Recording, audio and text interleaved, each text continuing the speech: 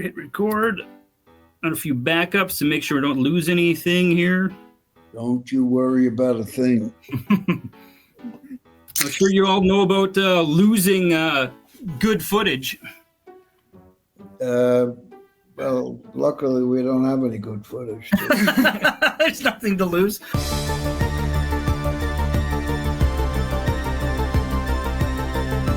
Hello and welcome to a very special episode of Frightfully Forgotten Horror Movies, and we've got a very special guest coming on right now, Mr. Lloyd Kaufman, president and co-founder of Troma Entertainment. He is also the creator of the Toxic Avenger, which has spawned many movies, a cartoon, a musical, and a reboot coming out now. Lloyd Kaufman is basically an independent film mogul. He's the king of the B schlock movies. Yeah. What are you drinking there? We are drinking some local beer from a place just down the street called Little Scrapper. Let's plug them. They're independent. What are they? They're called Half Pints Brewery. And it's a Little Scrapper IPA. Oh, great. What are you drinking? Well, I like a little of this. So. That'll get your motor running. Yeah, it's good for you. It'll detox the system. I'm very old. That's the only way I can get high now. Everything's outlawed. So, what's new and exciting in the world of Tromaville, Lloyd? Well, very exciting. I can see you know nothing about Troma and you're trying to get me to talk. You've clearly done no research, but if you've done any research, you would know that we've just released a brand new movie called Curse of the Weird Year, which is anti-hunting, very gay, so you guys should love it, and very Troma, and it's doing very well in the theaters and the film festivals. Well, it played some festivals and now the theaters, and it's coming to Troma now, our streaming services. You got your own streaming service, which is great because you don't have to farm your stuff out to other people. Well, you use the right metaphor, farm. The whole Troma catalog. Well, more. There's about 1,000 movies because we have collections of movies that we never made. Some are cartoons, some are children's films, family films, horror film. Frankenhooker is more Troma-esque, better than Troma maybe. The Exterminator, great. Oh, yeah. We got all sorts of stuff. It's great. And Troma now is actually profitable. The app is free. And as you guys know, because I know you have subscribed, it's only $4.99 and the first month is free. And everyone who goes for the free month pretty much has stayed with it. To me, it sounds like one of the least expensive of the streaming services out there, and you get a massive catalog. Well, if you think of it as $4.99, it's actually even cheaper, and people stick with it. It's very good. Right. Yeah. I look at it. There's so much stuff there I've never seen, all independent in spirit, heart, and brain, and much of it buried treasure that people haven't gotten a chance to see. That's what Troma is there for. Yeah. How about the Toxic Avenger? Nobody go up to somebody in the street. Nobody's ever heard of it. That's a shame. I can't believe that. So you can imagine about the rest of our catalog. We're in the underground. So it's kind of neat that Troma hasn't really changed much, right? Like in the way that when you guys started out, you did just as much distribution as you did producing, and you're still doing that today with the streaming services. Yeah, and the Blu-rays, we have. You go to tromadirect.com. Tromadirect.com. You can get T-shirts and posters and signatures, and we don't charge for signatures, but there's all sorts of Troma merchandise on tromadirect.com, and it's cheaper than anywhere else. I don't even have Netflix. Actually. Yeah, fuck Netflix and let's go Troma all the way. Yeah, exactly. Oh, good. Thank you. Use some extra subscribers. Honestly, it's funny because all those other streaming services like Netflix and stuff, they just keep upping the price, and I think you're going to see more people ditching them and going for either stuff that's free or stuff that's less expensive like Troma with, and let's be honest, all the good gritty horror movies and underground stuff, you can't find that stuff on Netflix, so screw Netflix. It's so frustrating. Troma is kind of where it's at. as far as finding all the cool underground stuff. Netflix and those places don't really give, even if they do show movies of our art, they don't give the artists very much. Most of the money goes to the big shots. So we end up subsidizing, like Amazon, we subsidize Mr. Whoever's, whatever, Mr. Mountainhead. I'm not talking about no Ron Jeremy movie, let me tell you. It's funny because I thought Ron Jeremy was dead, actually, but he's not. He kind of looks like he is almost, but... So did you guys try getting on the other streaming services first before you decided to go with your own? Or did you just right off the bat say, screw it, let's just start our own? We've stayed in business. Michael Herz, the real boss and co-director of the original Toxic Avenger, he and I, we love movies, and that kind of propels everything. And we've kept, luckily, we work with young people who keep us apprised on new technology. So we, for example, we were very early into VHS. Our movies hit just right. Right. And then we had another window of opportunity when DVD came out. In fact, we got in so early because it was such a beautiful medium. We got in before people even had the machines, so that was stupid. But we had a couple of years of a few bucks. And then as every technology, the big shots, they'll throw a monkey wrench into the works. When there's new technology, they'll claim that it's going to flood us with... They use the same argument all the time. It's going to ruin copyright and we'll be flooded with child pornography. Every time they use it until they can... And they sue the new technologies until they can take it over, or whatever they do, they somehow fuck it up. Well, luckily, we've been able to move on to newer ones, and we got into the streaming quite a while ago. In fact, the company we got involved with, called VHX, they got bought. This is how far back it goes. They got bought by something, and they got bought by Vimeo, and I think Vimeo got bought by some. I can't remember how it works. But at any rate, we've been in it a long time, so we built up some pretty good, a fan base. Nothing huge, nothing gigantic, but slightly profitable. It's funny how you mentioned the DVDs, where I came out with the DVDs before people had the player. The very first DVD I bought, I never had a player. I was like, saw Tourist Trap on the shelf. I was like, I gotta get this. I never even had a player. I was like, I'll get the player some point. When you could afford it? Yeah. Now a collectible, the Tourist. Yeah. But as we're discovering, actually, DVDs have less of a shelf life, it seems, than VHS even. Well, some of them, depends where they're manufactured, they rot.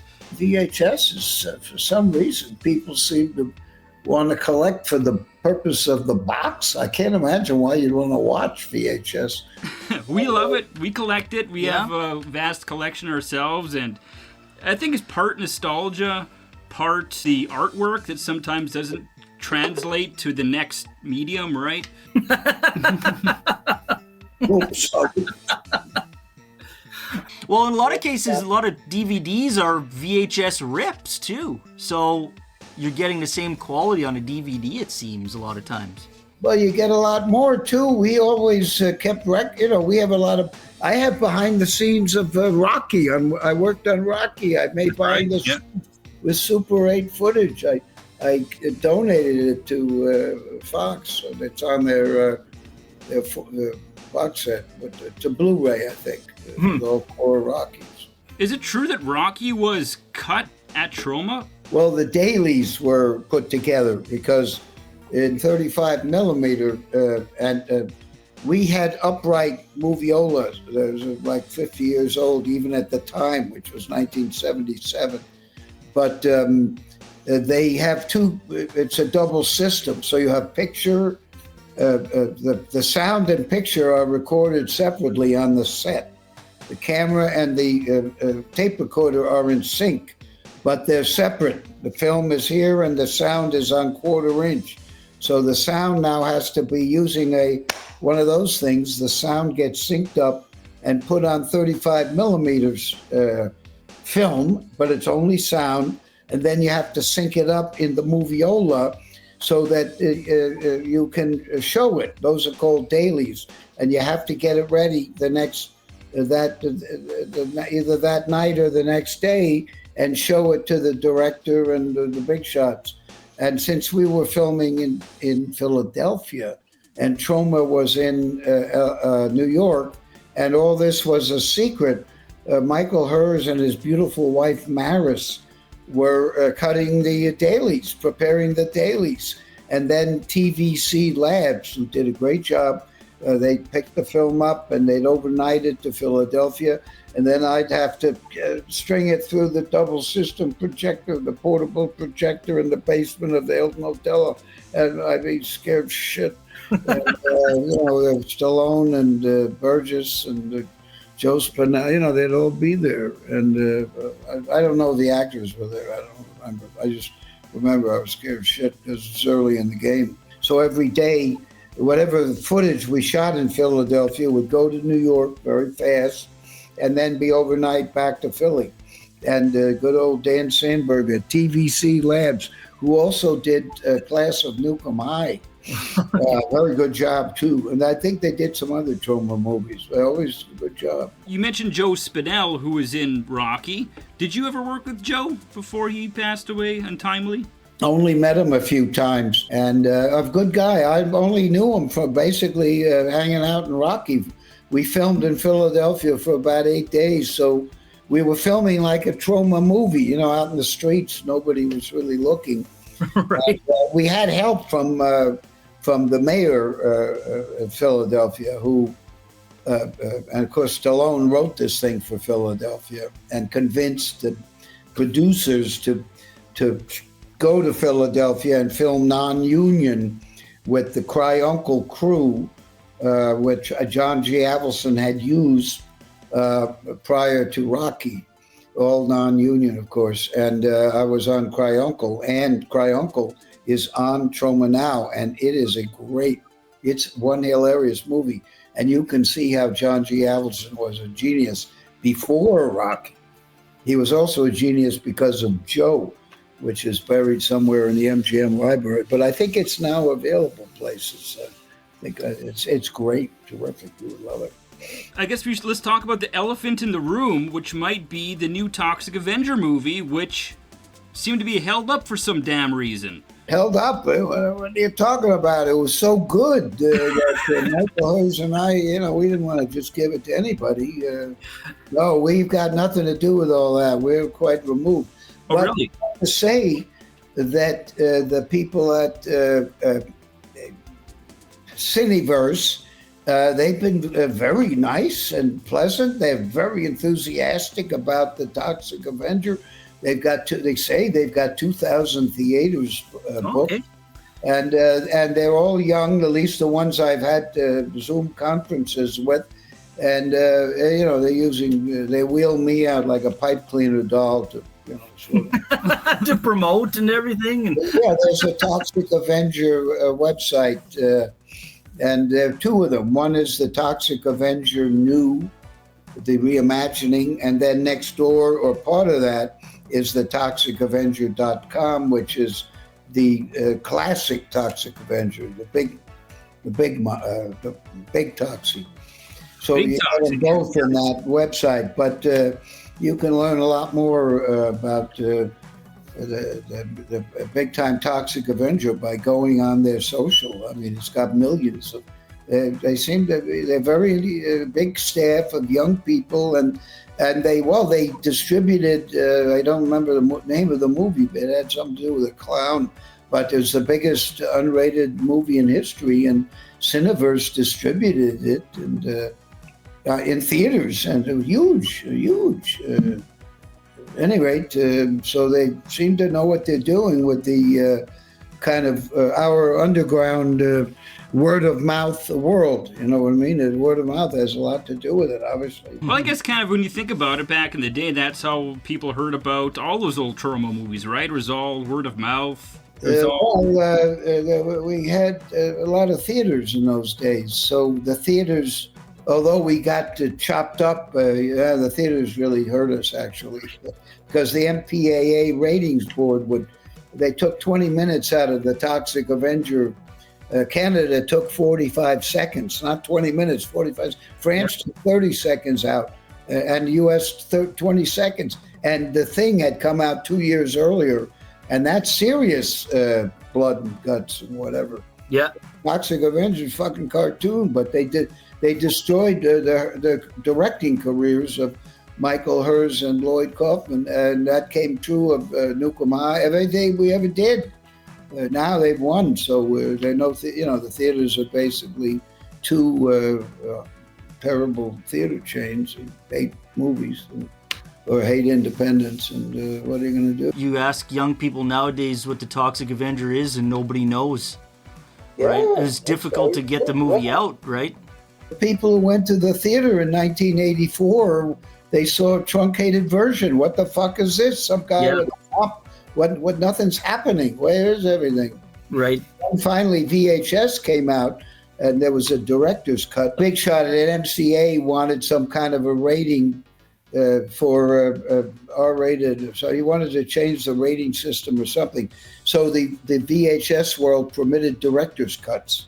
So Vestron released. It was the first one they released, and it was the first horror film, I think, that showed, and Toxic Avenger ain't no horror film.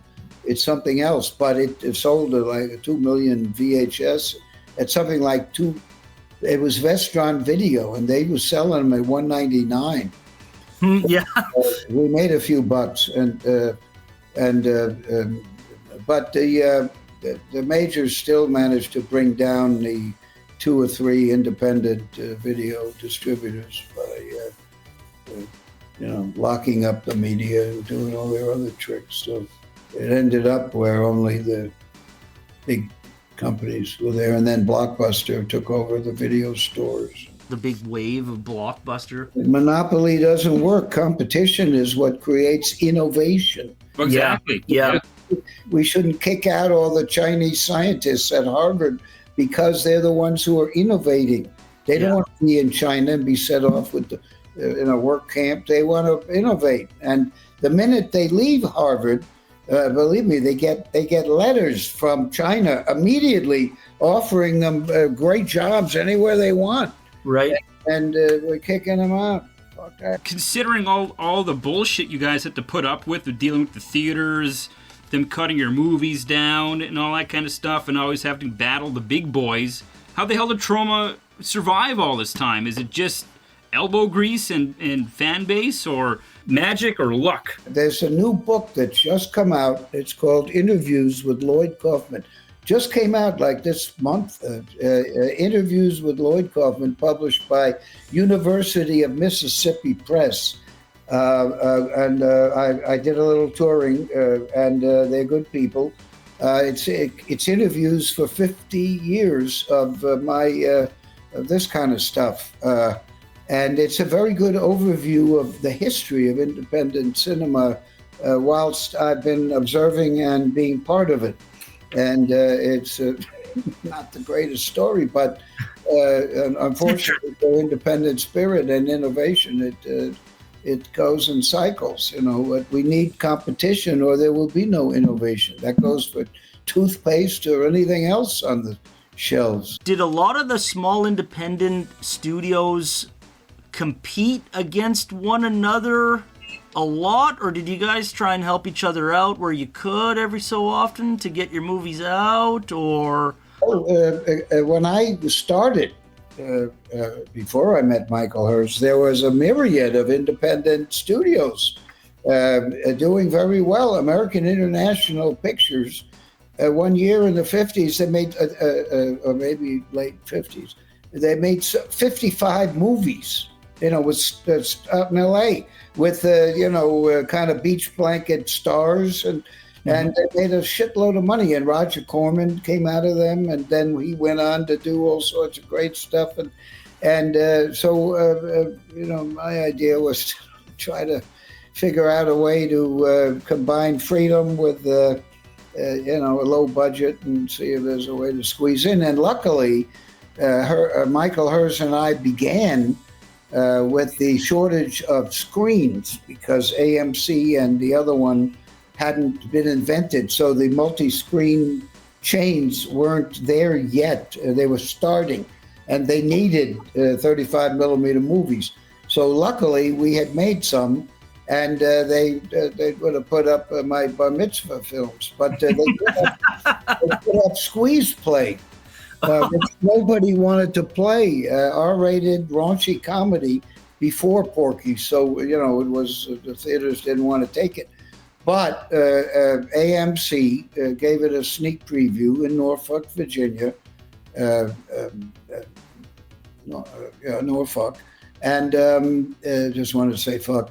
And the sneak preview was with a film called it was with Peter Falk, and it was a good one. It was like The In-Laws. It had some stars in it too. It was like a bro comedy, bro romance comedy, bro rant, whatever you call it. Anyway, the Squeeze Play sneak preview was huge. People loved it. So that Monday, the AMC wanted 100 prints, and of course we only had money for one print. So we played it in that theater, and it played for about 8 weeks.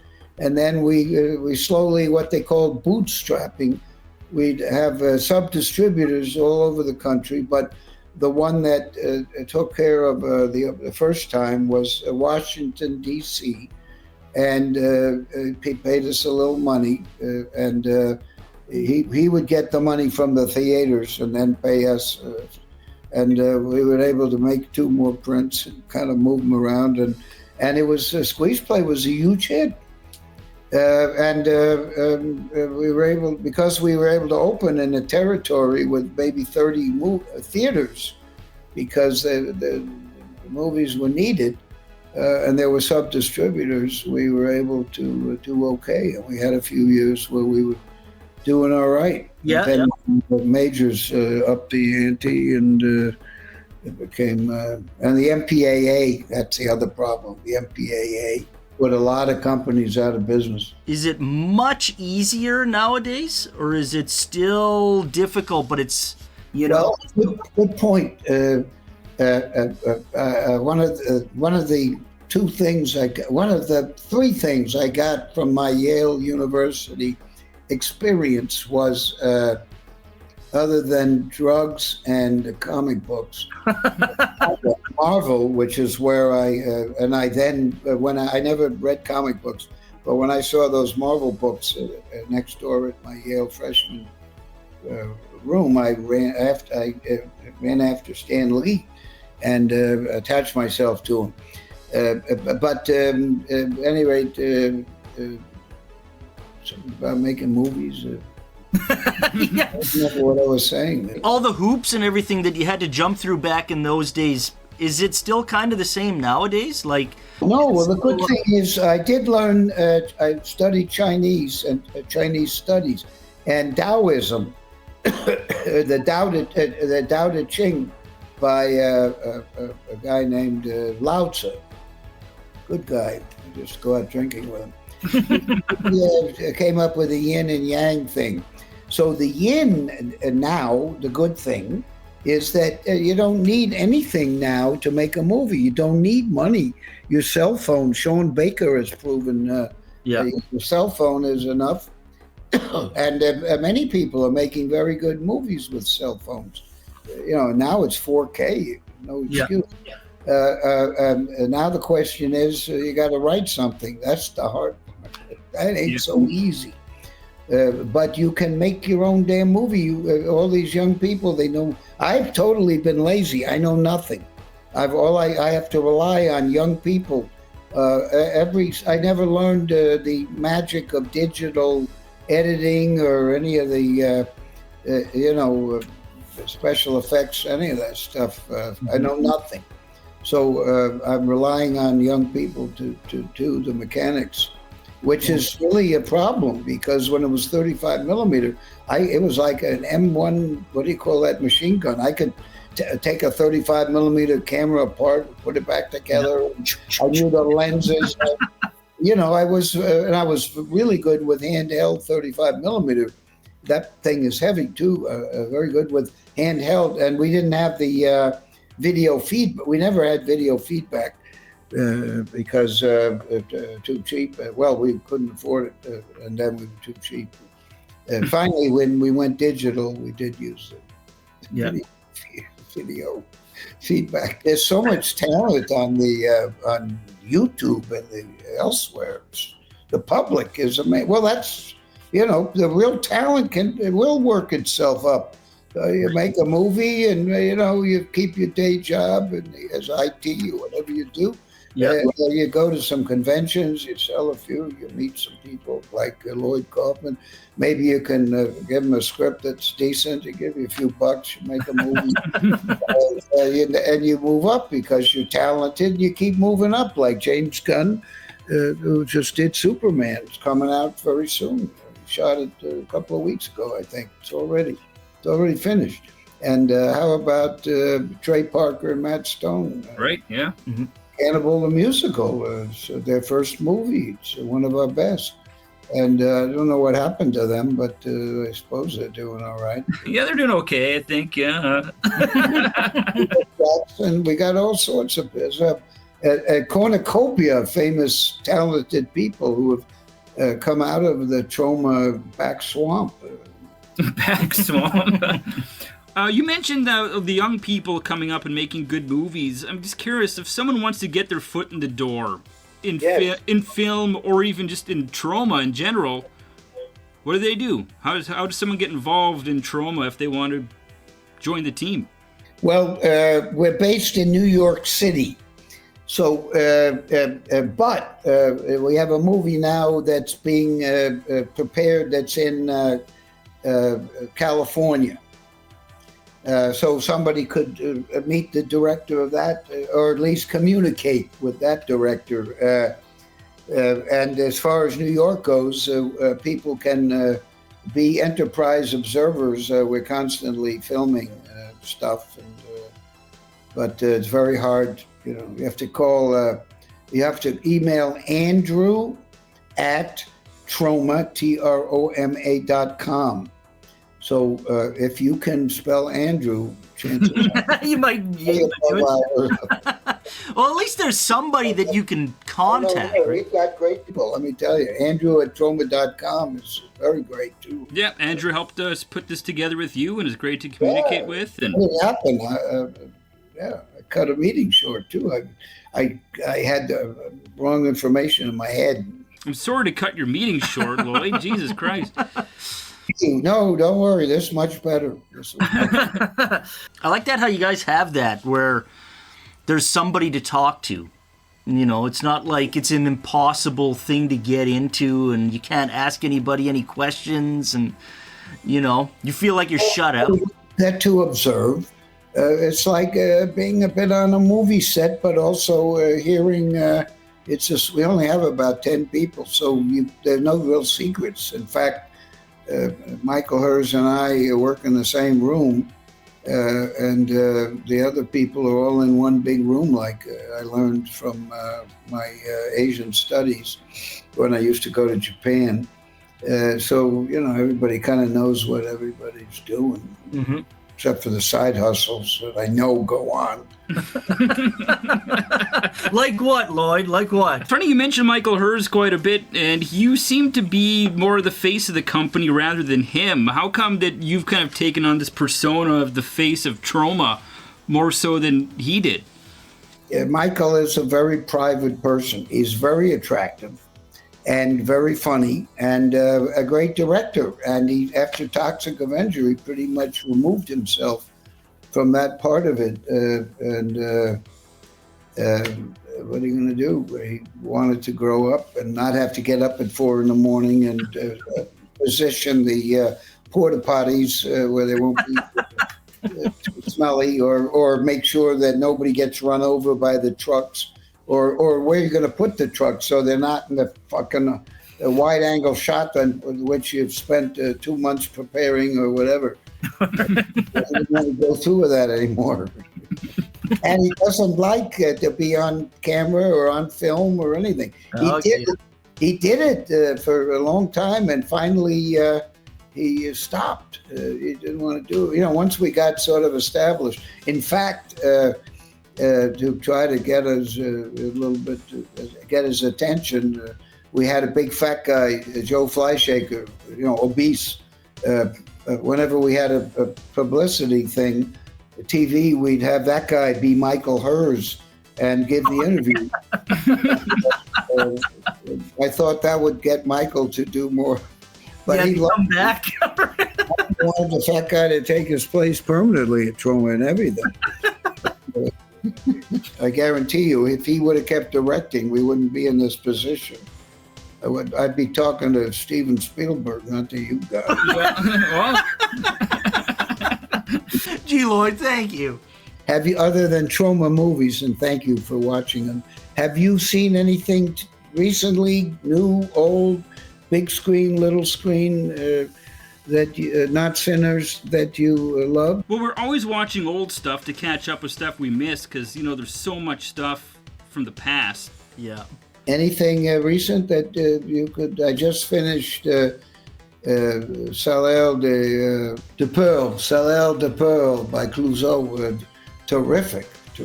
Check it out. Have you seen The Sorcerer? By William Friedkin? Yeah, Friedkin? Oh, yeah. Sorcerer. Yeah. All you young people, the cult film. But the Clouseau one, I think, is better. Okay, so it's based on the Wages of Fear. Yeah, the book? Sorcerer's remake. That's right. Well, the Sal the Pearl is.